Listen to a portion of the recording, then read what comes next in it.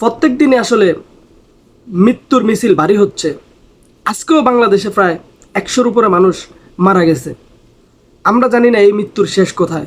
চারদিকে কান্না আর কান্না, কারো বা বাপ হারা, কেউ বা মা হারা, কেউ বা সন্তান হারা। আসলে এই কোন বাংলাদেশে আমরা বসবাস করতেছি? স্বাধীনতার 54 বছর বয়সে এসেও আমরা কেন এত রক্তারক্তি, এত খুনাখুনি আসলে হবে এখানে? আল্লাহ তালা আসলে দেশকে হেফাজত করুক শকুনের হাত থেকে। জানি না দেশের কি পরিস্থিতি হতে যাচ্ছে, ভবিষ্যৎ প্রজন্ম আমাদের কিভাবে বসবাস করবে বা আমরা কিভাবে বসবাস করবো এই দেশে জানি না। দেশের অবস্থা খুবই ভয়াবহ।